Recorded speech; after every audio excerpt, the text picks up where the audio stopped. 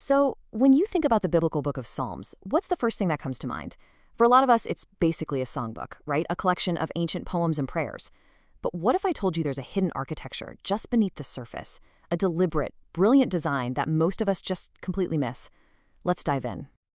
I mean, is it really just a jumble of 150 different songs, a sort of greatest hits album compiled over centuries with no real rhyme or reason?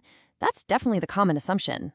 But if you look a little closer, something incredible starts to emerge.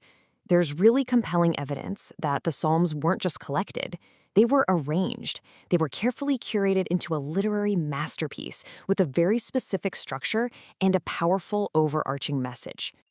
And the first clue to this hidden design? Well, it's a huge one, and it's been hiding in plain sight this whole time. The entire collection, what scholars call the Psalter, it isn't really one book. It's 5. And what's so wild about this is that this 5-book structure seems to intentionally mirror the first 5 books of the Hebrew Bible, the Torah. This parallel is our first major hint that someone was intentionally shaping this thing to be way more than just a simple songbook. And we know these divisions are deliberate because each of the first 4 books wraps up with a clear concluding marker. It's a short hymn of praise called a doxology, often ending with amen and amen. It's kind of like the editor putting a big, bold, end of chapter stamp on each section. Okay, so to really see how deep this rabbit hole goes, we're going to zoom in. We'll use Book 2, that's Psalms 42 through 72, as our case study to see this editorial genius at work. So Book 2 opens with this absolutely gut-wrenching cry. The psalmist is in exile, they're far from home, and their enemies are just taunting them, asking, "Where is your God?" This question sets this really heavy tone of despair and a sense of God's absence that the rest of the book is now going to have to answer. And Book 2 itself is not simple. It's like a mixtape, pulling together different collections. You've got songs from the sons of Korah, one by Asaph, another big chunk from David, and it even ends with a psalm for his son, Solomon. This complexity alone is a huge hint that an editor had to carefully weave all these different threads into one coherent story. But now we get to the most stunning piece of evidence for a deliberate editor. It's this really strange anomaly in the name that's used for God. This section, which covers all of Book 2, is called the Elohistic Psalter. So why the fancy name?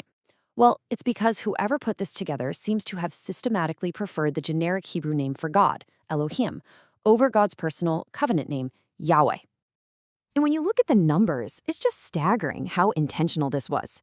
In Books 1 and 4, the personal name Yahweh, which we translate as Lord, is used way more often than the generic term Elohim. But in Book 2, the pattern completely flips on its head. Yahweh barely shows up, while Elohim is used over 200 times. We're not talking about a small variation here. This is a massive statistical anomaly. So, here's the bottom line. A shift this dramatic just can't be an accident. It points to a conscious, deliberate editorial decision to actually go in and change the divine names within this specific section of the Psalms. And here it is. This is the smoking gun. Psalm 14 from Book 1 and Psalm 53 from Book 2, they are almost identical psalms. But look at the one major difference. Wherever Psalm 14 uses Yahweh, the Lord, Psalm 53 has been edited to say Elohim, God. This is it. This is undeniable proof of a systematic editorial change. Okay, so we've pretty much proven that Book 2 was intentionally edited. But that just brings up the big question, right? Why? Why go to all that trouble? The answer is that the edits help shape a powerful narrative journey, a story that moves the reader from total despair all the way to resounding praise. Think about the journey it takes you on. It starts with that desperate cry, "Where is God?" But then it answers that question, declaring that God is present in his city, Zion. From there, the whole mood shifts. It builds and builds into this climax of powerful, confident hymns of praise. And then the book finishes with this hopeful transition, moving from an old, feeble King David to his strong successor, King Solomon, which symbolizes this future of strength and justice. It's a complete story. All right, so we've seen this incredible, intricate design inside Book 2. But so what?